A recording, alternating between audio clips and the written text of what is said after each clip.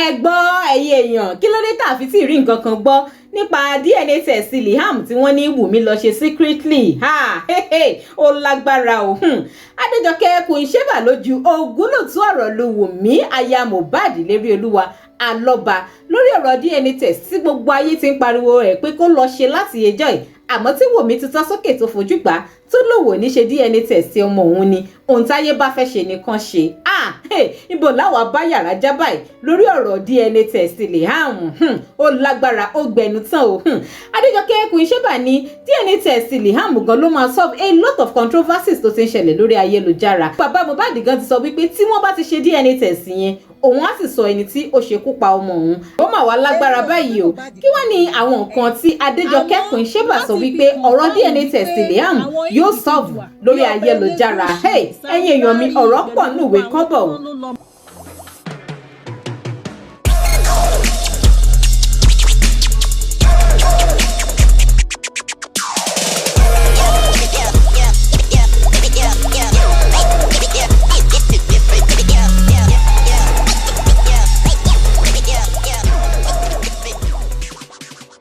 Sórí ìkànnì Digi Naija Television ẹ máa bá mi tẹ subscribe button tó wà lábẹ́ fídíò yìí ẹ like ẹ comment kẹsì máa bá mi share ẹ káàkiri lórí ayélujára gbogbo ọ̀rọ̀ tí Adéjọkẹ́ kò ń ṣébà sọ ló dá lórí wípé tó bá ṣe pé lóòótọ́ ni wípé Mohbad ni ó ní Liam ọmọ tó ṣe pé lóòótọ́ ni awuyewuye tí à ń gbọ́ wípé Wùmí ti lọ ṣe secret DNA test fún Liam tí èsì ẹ̀ sì jáde tó sì positive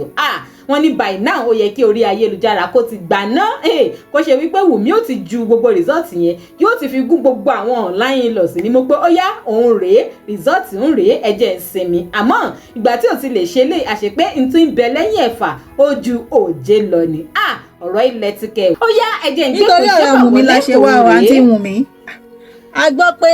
kóòtù ti fún yín ní ọ̀dà pé kẹ́ lọ ṣe DNA wáyé tí rí DNA ṣé wọn ò ṣe hospital ni àbí báwo ló ṣe jẹ́ because for now ó yẹ kí tí wọ́n fi DNA yẹn kí wọ́n fi gún wa nímú èmi Adéjọkẹ́ kún iṣẹ́ bà mo sọ wípé Wùmí èmi ò sọ pé Mohbad kan ló lọ mọ́ àmọ́ láti fi confam wípé àwọn individual bí ọba Elegushi Sam Larry pẹ̀lú gbogbo àwọn tọ́nà ló lọ mọ́ tí àwọn èèyàn ń gbé káàkiri láti fi fọ orúkọ ọmọ Liam yẹn mọ́ because jẹ́ ẹ̀sọ́ kínní kan fún ẹ̀wọ̀n mi ṣé orí tó bá dúró títí di bí àbí in the next 80 years àwọn èèyàn sì máa wo Liam bí wípé ó wá rágàgà bo ogun ológun ó ti gbọ́ nǹkan tí mo sọ ó bá dúró lórí wípé òun ò ní ṣe DNA test gbogbo àwọn èèyàn tí wọ́n mọ̀ nípa issue Mohbad lásìkò yìí kí Liam máa dàgbà kó máa kọjá lọ gan máa ní mú in fact jẹ́ tún là mọ́lẹ̀ fún ẹ wọ́n á pè lọ́mọ àlè because ó lé DNA ẹyọ kan ṣoṣo tó lè fọ ọmọ yẹn mọ́ òun ní ọ̀nà DNA adẹ̀gbọ́ bóyá òótọ́ ni bóyá irọ́ ni wọ́n náà ti ṣe DNA test but the reason why tí àìtí rí result because tó bá yẹ pé Mohbad ló lọ mọ̀ mo wá ṣó yìí pé Facebook ó máa ti lana ọ̀ kó jẹ́ pé wọ́n fi ṣe surprise fún wa Wùmí fẹ́ fi ọ̀rọ̀ Liam ó fẹ́ fi ṣe surprise fún gbogbo àwọn Nigerians tó wà káàkiri all over the country tí ẹ̀kọ́ wá sọ fún mi Adéjọkẹ́ kún iṣẹ́ bà wípé shut up Wùmí sọ fún mi kí n shut up wá fi DNA photocopy yẹn wá fi gún mi nímú ó lè rún mọ́ mi lẹ́nu gan pé tí ẹ̀gbẹ́nu sọ̀rùn kí ló tó ń béèrè DNA ó yá òun ní gbà kó lọ jẹ́ Mohbad ló lọ tó bá tiẹ̀ fi gún mi nímú ajé mi ò ní bínú kódà kó rún mọ́ mi lẹ́nu ajé ń gbọ́ mi ò ní bínú mi ò ní sàn kankan inú mi á dùn wípé o ti ṣe normal thing because òkú ọkọ ẹ ó rárẹ̀ nítorí ọ̀rọ̀ DNA test dẹ̀ lọ́ọ́ sọ wípé wọ́n ní lọ sí tó bá jẹ́ pé o really love ọkọ ẹ gẹ́gẹ́ bó ṣe máa ń sọ káàkiri lórí social media why tó ti lọ ṣe ó yẹ kó ti lọ ṣe very very long time ago ó wá ń rap ẹ̀ bí pé something is behind it but èmi mọ̀ wípé there is nothing behind it o bóyá o fẹ́ fi ṣe surprise fún wa ni. Wùmí lọ ṣe DNA ṣé bí òkú Mohbad ṣe wà nílẹ̀ bó ṣe rárẹ̀ yẹn ṣé inú ẹ̀ ń dùn ni ọmọ Liam yẹn mà ti pé 1 year ó mà ti ṣe birthday fún bàbá ẹ̀ tó kú kò mà tí ì wọlé sí ọmọ tí bàbá ẹ̀ kú nígbà tó wà ní 5 months ìgbà tí ó wà ní 5 months ní bàbá Liam kú òyìn Mohbad àmọ́ ọmọ yẹn ti pé 1 year mọ́ ẹ lọ́wọ́ tẹ́ ẹ tún ṣe birthday ẹ ṣe celebration birthday pẹ̀lú ìyọkọ ẹ̀ àmọ́ ẹni tó gbogbo wà nínú frozen ẹ níbi tó ti gbé sínú yìnyín wọn ò sin bàbá ọmọ ẹ ń ṣayẹyẹ ọjọ́ ìbí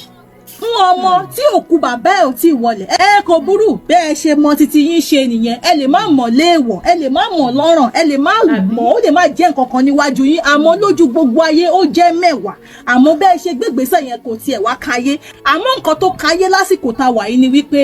a fẹ́ mọ ẹni tó lọ́mọ ọba Elégùṣì tó ń fi lọ́ọ̀yà àtọlọ́pàá gbé àwọn tí wọ́n sọ wípé àwọn náà ni Liam ṣé o mọ̀ pé wọ́n ló fà á tí ọba yẹn fi ń ṣe bẹ́ẹ̀ ó mọ reason why ẹni ẹlẹ́ni tí ò mọwọ́ tí ò mẹsẹ̀ tí wọ́n wá rọ́ọ̀pù wípé òun ló lọ ọmọ ẹ̀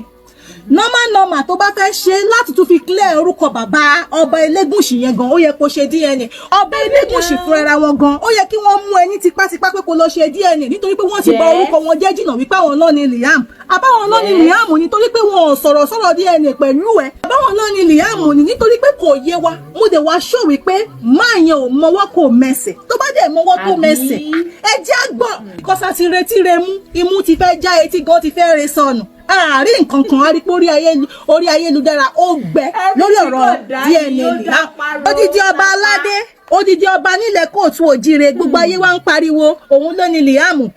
bóyá wọn ń borúkọ ọba yẹn jẹ́ ni o bóyá wọn ò borúkọ ọba yẹn jẹ́ ni kò sẹ́ni tó mọ̀ nítorí pé nǹkan tí ó pamọ́ ojú Ọlọ́run ló tò tó wáyé kò kí wá ń ṣe ọba yẹn ló lọ mọ gbogbo ẹni tẹ́tí wá rọ́ọ̀pù orúkọ ọba Elégùṣì mọ́ ọ̀rọ̀ Liam ma welcome to our cyberspace. Ó bá kí n ṣe wípé Nàìjíríà náà ṣe rádaràda ni ṣó yẹ kí wọ́n ṣe máa kọ́ lórúkọ ọba jáde kán máa ṣépè fún ọba aládé tí ó bá kí n ṣe pé wọ́n ti bà gbogbo culture tradition jẹ́. Wọ́n mi jọba wa ṣe DNA test because a gbọ́dọ̀ mọ biological father ẹni tó lọ́mọ tó bá yẹn ti ṣe èmi Queen Sheba àǹdróde yẹn wá fi gún wa nímú. ẹ̀yin èèyàn ẹ gbọ́ ojú wo lẹ́yìn náà fi rọ́rọ̀ yìí ẹ máa sọ sí comment kẹjá àjọ máa tàkùrọ̀sọ tó bá ṣe pé lóòótọ́ ni wípé Mohbad ló ní Liam èmi gan fúnra lára mi rò wípé ó yẹ kí Wùmí ó drag ọ̀rọ̀ DNA test yìí di àkókò ó yẹ kó ti ṣe tipẹ́tipẹ́ kó sì fi test result ń kó fi dí gbogbo wa lẹ́nu wípé ó yá ẹ keep short bàbá ọmọ mi ló lọmọ mi kò sí nǹkan kan mi ìṣe alágbèrè mi ìṣe anything àmọ́ nǹkan tó wá jẹ́ kó máa allow gbogbo àwọn controversy yìí kó wá máa dé gbogbo stage yìí ó nìkan ni kò yé èmi o àmọ́ gbogbo bọ́rọ̀ òun bá ṣàṣe ń lọ ẹ jẹ́rìí lórí ìkànnì Digi Naija television a máa mú wá sétí gbọ̀yìn ẹ má wá gbàgbé láti máa bá mi tẹ subscribe button tó wà lábẹ́ fọ́nrán yìí ẹ like ẹ comment kẹsì máa bá mi share kó máa lọ káàkiri lórí ayélujára ẹ ṣeun fún.